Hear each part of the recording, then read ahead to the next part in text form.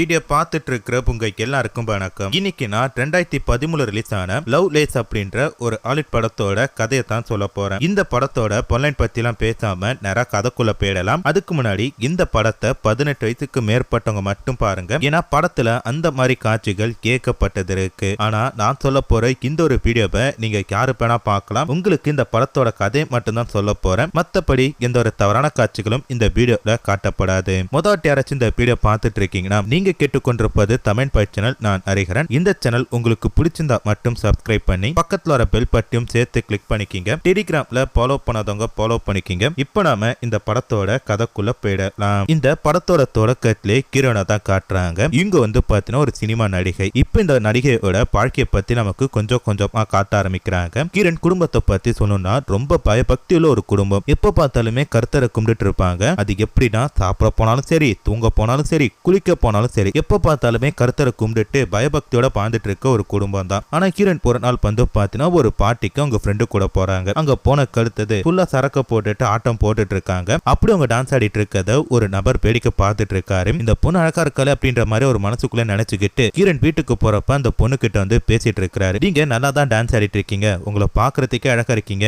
ஏன் நீங்க சினிமால எல்லாம் நடிக்க கூடாதா அப்படின்ற மாதிரி கேட்கிறப்ப கிரண் என்ன பண்றாங்க, சிரிச்சுக்கிட்டே அந்த இடத்தை விட்டு போறாங்க. இப்படி திடீர்னு அறிமுகமான இவங்க நட்பானது போக போக ரொம்ப ஃப்ரெண்ட்ஷிப்பா மாறிட்டு இருக்கு. ஒரு நாள் கிரண் அவரு கூட பீச்ல ஒரு பார்ட்டி அட்டென்ட் பண்றாங்க. அப்போ கூட அந்த நபருக்கு என்ன சொல்றாரு, நீ பாக்குறதுக்கு அழகா தானே இருக்க, எதுக்கு இந்த பார்ட்டி எல்லாம் அட்டென்ட் பண்ற, ஒரு சினிமால நடிச்சுனா மிகப்பெரிய ஸ்டார் ஆயிடுப்பா அப்படின்ற மாதிரி சொல்றாரு. எது நான் அழகா இருக்கனா அப்படின்ற மாதிரி கிரண் கிண்டலா பேசிட்டு போறாங்க. இப்படியே வந்து பாத்தீங்கன்னா இவங்களோட நட்பானது அடுத்த கட்டத்தை நோக்கி போகுது. அதாவது இங்க ரெண்டு பேரும் வந்து பாத்தீங்கன்னா லவ் பண்ண ஸ்டார்ட் பண்றாங்க. நான் லவ் பண்றேன் அப்படின்ற காரணத்துக்காக ஹீரோக்கு என்ன பண்றாரு, கிரணை சில சிலபங்களா பண்ணிட்டு இருக்காரு. ஆனா கிரண் வந்து பாத்தீங்கன்னா இது என் குடும்பத்துக்கு சுத்தமா ஒத்தே வராது, நீ என்ன தொடணும்னா என்ன ஃபர்ஸ்ட் கல்யாணம் பண்ணிக்க, அதனால எங்க அப்பா அம்மாட்ட வந்து பொண்ணு கேளு அப்படின்ற மாதிரி சொல்லிட்டு போறாங்க. சரி ஹீரோவுக்கு என்ன பண்றாரு, ஒரு நல்ல நாள் பார்த்து அவங்க அம்மா அப்பா கிட்ட போயிட்டு பொண்ணு கேட்டுட்டு இருக்காரு. இந்த மாதிரி உங்க பொண்ணை நான் ரொம்ப சின்சியரா லவ் பண்ணிட்டு இருக்கேன், கட்டுனா அந்த பொண்ணை தான் கட்டுவேன், நீங்க என்ன சொல்றீங்க அப்படின்ற மாதிரி சொல்றாங்க. இதுக்கு அந்த பொண்ணோட பேரண்ட்ஸும் அவர்கிட்ட நல்ல தீர விசாரிச்சுட்டு ஒரே ஒரு விஷயத்தான் சொல்றாங்க, உனக்கும் என் பொண்ணுக்கும் செட் ஆகாது, தயவு செஞ்சு இந்த இடத்த விட்டு காலி பண்ணு அப்படின்ற மாதிரி சொல்லிட்டு இந்த விஷயத்தை கேட்டதும் கிரண் போயிட்டு அவங்க அப்பா அம்மா கிட்ட சண்டை போட்டுட்டு இருக்காங்க. அம்மா அப்படி என்ன பண்ணிட்டான், எதுக்கு உங்களை பிடிக்கல அப்படின்ற மாதிரி சொல்லி கேட்கிறப்ப முத காரணமா உனக்கும் அவனுக்கும் பெரிய வயசு, கண்டிப்பா உனக்கும் அவனுக்கு செட் ஆகாது அப்படின்ற மாதிரி சொல்றாங்க. அது மட்டும் இல்லாம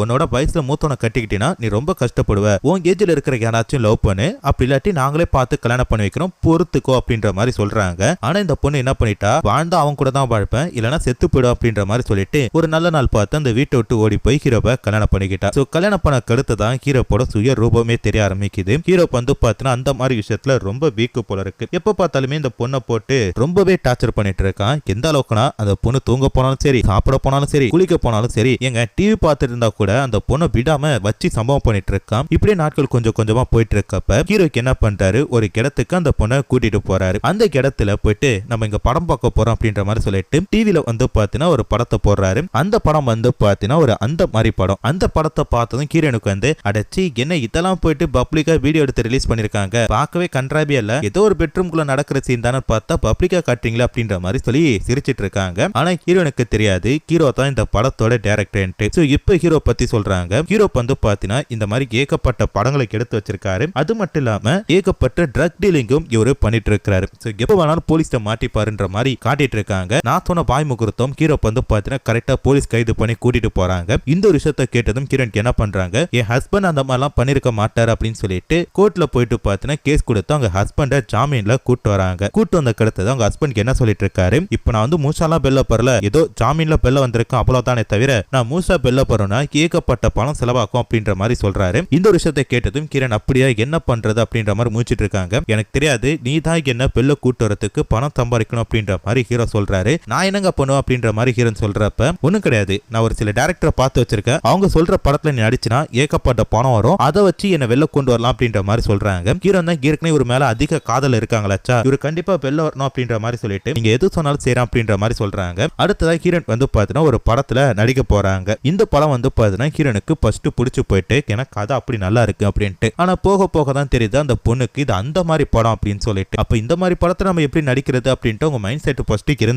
இருந்தாலும் பாதி கணத்தை தாண்டிட்டோம், மீதி கணத்தை எப்படியாச்சும் தாண்டிட்டா அவங்க கணவனை காப்பாத்தலாம் அப்படின்ற மாதிரி சொல்லிட்டு அந்த படத்துல நடிக்கிறாங்க. ஆனா ஹீரோன் எதிர்பார்த்ததோட அந்த படம் வந்து பாத்தீங்கன்னா 10 to 10 பிச்சுட்டு ஓடிச்சு, மெகா ஹிட் பிளாக் பஸ்டர் ஆயிடுச்சு. ஆயிடுச்சு. அப்படி அந்த படத்துல என்ன இருக்குன்னா, கிரண் அந்த படத்துல அந்த மாதிரி காட்சியில மட்டும் நடிக்கல, கொஞ்சம் காமெடி எமோஷனல் இந்த மாதிரி போட்டு எடுத்து வச்சிருக்காங்க. இதனாலே பார்த்தா படம் பேரு புகழ் அப்படின்ட்டு ஹீரோனுக்கு ஏகப்பட்ட வாய்ப்பு கிடைக்குது. இப்ப அப்படியே கட் பண்ணா 6 வருஷம் கழிச்சு நம்ம படத்தோட ஹீரோனை காட்டுறாங்க. வேற ஒரு நபரை கல்யாணம் பண்ணிக்கிட்டு ஒரு குழந்தை பெத்துக்கிட்டு ஒரு சாதாரண வாழ்க்கையா வாழ்ந்துட்டு இருக்காங்க. என்னடா அது மொத படம் ஹிட் ஆயிடுச்சு, அப்ப ஏகப்பட்ட பணம் கிடைச்சிருக்கும்ல, அப்படியே இந்த பொண்ணுக்கு இப்படி ஒரு வாழ்க்கை அப்படின்னு சொல்லி நம்ம யோசிச்சு பார்த்தா அதுக்கான காரணத்தை ஹீரோனு ஒரு பத்திரிகை ஆபீஸ்ல போய் சொல்லிட்டு இருக்காங்க. இந்த மாதிரி என்னோட வாழ்க்கையில நடந்த ஒரு சில விஷயங்களை உங்ககிட்ட ஷேர் பண்ணிக்கிறேன், அதை நீங்க ரிப்போர்ட்டா எடுத்துட்டு பேப்பர்ல போட முடியுமான்னு சொல்லி கேட்கிறப்ப அந்த ரிப்போர்ட்டரும் ஓகே அப்படின்ற மாதிரி சொல்றாரு. இப்ப அப்படியே கட் பண்ணா 6 வருஷத்துக்கு முன்னாடி என்ன ஆச்சு அப்படின்ற மாதிரி காட்டுறாங்க. சோ ஹீரோயின் பாத்தீங்கன்னா படத்துல நடிக்கிறதுக்கு விருப்பமே இல்லாம தான் ஃபர்ஸ்ட் ஒத்துருப்பாங்க. ஏன்னா இவங்களுக்கு அந்த கதை தெரிஞ்சிருக்கும். ஏன்னா படம் எடுக்க இந்த படத்தை எடுக்கிறது ஹீரோ தான், அவர் தான் இந்த படத்தோட டைரக்டர் அப்படின்ற மாதிரி அவருக்கு நல்லா தெரிஞ்சு போயிடுச்சு. அதனால இந்த படத்துல நடிக்க மாட்டான் அப்படின்ற மாதிரி சொல்லியிருக்காங்க. ஆனா அவங்க கணவருக்கு என்ன பண்ணிருக்காரு, இந்த பொண்ணை போட்டு அடிச்சு டார்ச்சர் துன்புறுத்தி இந்த படத்துல நடிச்சே ஆகணும் அப்படின்ற மாதிரி ரொம்பவே இந்த பொண்ணை டார்ச்சர் பண்ணிருக்காரு. வேற வழி இல்லாம இவங்களும்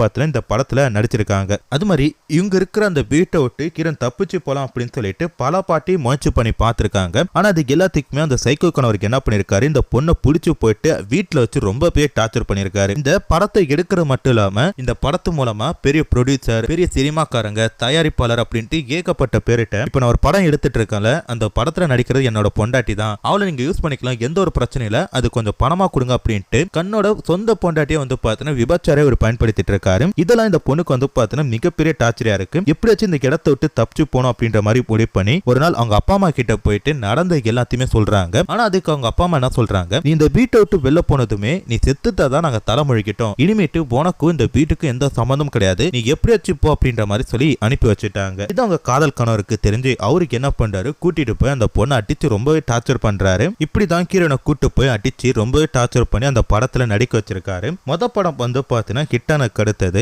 ஏகப்பட்ட தயாரிப்பாளர்களும் டைரக்டர்ஸும் இந்த பொண்ணு கிட்ட புது ஸ்கிரிப்ட கொடுத்து படத்துல நடிக்க அப்படின்ற மாதிரி சொல்லியிருக்காங்க. ஆனா அதுக்கு கிரணுக்கு என்ன பண்றாங்க, இல்ல நான் இந்த படத்துலயுமே நடிக்கிறது கிடையாது அப்படின்ட்டு மூஞ்சில அடிச்ச மாதிரி பேசிட்டு இருக்காங்க. ஆனா அவங்களோட ஹஸ்பண்ட் என்ன பண்றாரு, நீ எந்த படத்துல நடிக்கணும், எந்த ப்ரொடியூசர் கூட ஒன்னா இருக்கணும் அப்படின்ற எல்லாத்தையுமே நான் தான் முடிவு பண்ணணும், உனக்கு இதுக்கு எந்த சம்பந்தமும் கிடையாது அப்படின்னு சொல்லிட்டு ஒரு தயாரிப்பாளரை பாக்குறதுக்காக அனுப்பி வச்சிருக்காங்க. அந்த தயாரிப்பாளர் கிட்ட போயிட்டு கிரண் ஃபர்ஸ்ட் எடுத்துமே உண்மையெல்லாம் சொல்லிட்டாங்க. போன படத்துல நான் விருப்பமே இல்லாம தான் நடிச்சேன், என் ஹஸ்பண்ட் என்ன போட்டு ரொம்ப டார்ச்சர் பண்ணி தான் இந்த படத்துல நடிக்க வச்சாரு, அது மட்டும் இல்லாம அங்க எடுத்த அந்த மாதிரி காட்சிகள் என்னோட விருப்பமே இல்லாம தான் எடுக்கப்பட்டது, அது மட்டும் இல்லாம இப்போ உங்களை பார்க்க வந்திருக்கேன்ல அது கூட என்னோட விருப்பமே இல்லாம தான் அப்படின்ற மாதிரி எல்லாத்தையுமே சொல்லிட்டாங்க. இந்த ஒரு விஷயத்தை கேட்டதும் அந்த ப்ரொடியூசர் ரொம்ப நல்லவரா இருப்பார் போல இருக்கு. நேரா அந்த பொண்ணோட வீட்டுக்கு போயிட்டு அவங்க கணவரை அடிக்கிறாரு. ஏண்டா எந்த தைரியத்துல விருப்பமே இல்லாத ஒரு பொண்ணை அந்த மாதிரி படத்துல நடிக்க வச்சிருப்ப, உனக்கு அவ்வளவு திமுறை வந்துருச்சா அப்படின்ற மாதிரி சொல்லி போட்டு அவர் அடிச்சு போலீஸ்ட கம்ப்ளைண்ட் பண்ணிருப்பாங்க.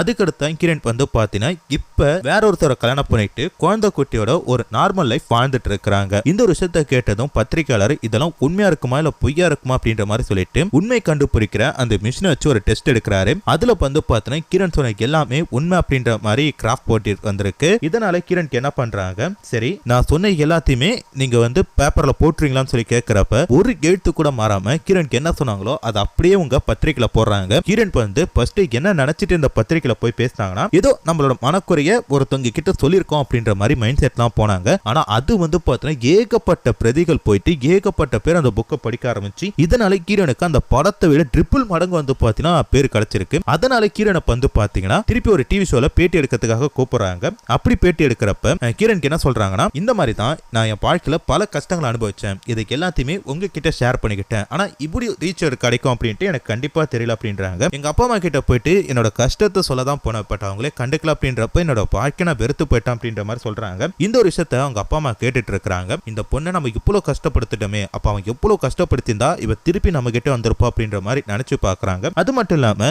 கிரண் இன்னொரு விஷயத்தையும் சொல்றாங்க, அந்த படத்துல நான் வெறும் 17 நாள் தான் நடிச்சேன், அந்த 17 நாளும் எனக்கு ஷூட் பண்ணாங்க, ஆனா இந்த ஊர்ல இருக்க மக்களுக்கு என்ன நினைச்சுக்கிட்டாங்க, அந்த 17 நாள்ல நான் என்னத்த படத்துல நடிச்சனோ அதே தான் நான் இப்ப பண்ணிட்டு இருக்கேன், அப்படி ஒரு கேரக்டர் தான் நான் அப்படின்ற மாதிரி நினைச்சிட்டு இருக்காங்க. இங்க ஒருத்தவங்க நல்லா இருக்கணும் அப்படி சொல்லி நினைக்கிறதோட அவங்க அதே கேரக்டர்ல நல்லா அப்படியே இருக்கணும் அப்படின்ட்டு நினைக்கிறவங்க தான் நிறைய பேர் அப்படின்ற மாதிரி எல்லாத்தையுமே சொல்றாங்க. இந்த ஒரு விஷயத்தை கேட்டதும் கிரணோட அப்பா அம்மாக்கு என்ன பண்றாங்க, இனிமேட்டு இந்த பொண்ணு எங்க கூட இருக்கட்டும் அப்படின்ற மாதிரி சொல்லிட்டு அந்த பொண்ணையும் குழந்தையும் மருமக 3 பேருமே தான் வீட்டுக்கே கூட்டிட்டு போற மாதிரி காட்டி இந்த படத்தோட கதையை முடிச்சிட்டாங்க. சோ கண்டிப்பா இந்த படத்தோட கதை உங்களுக்கு பிடிச்சிருக்கும் சொல்லி நினைக்கிறேன். அப்படி பிடிச்சிருந்தா மறக்காம இந்த வீடியோக்கு ஒரு லைக் கொடுத்துட்டு அப்படியே கமெண்ட்லயும் வந்து பார்த்தீங்கன்னா இந்த படம் எப்படி இருக்குன்னு சொல்லிட்டு போவாங்க. ஸோ அது மட்டும் இல்லாம இந்த படத்தை பார்க்கணும்னு சொல்லி நினைச்சீங்கன்னா நம்ம டெலிகிராம்லயும் வெப்சைட்லயும் லிங்க் தரேன், அதுல போய் பார்த்து என்ஜாய் பண்ணுங்க. அடுத்த ஒரு சூப்பரான படத்துல பார்க்கறேன். அண்ட் அது வரைக்கும் டாடா பை பை.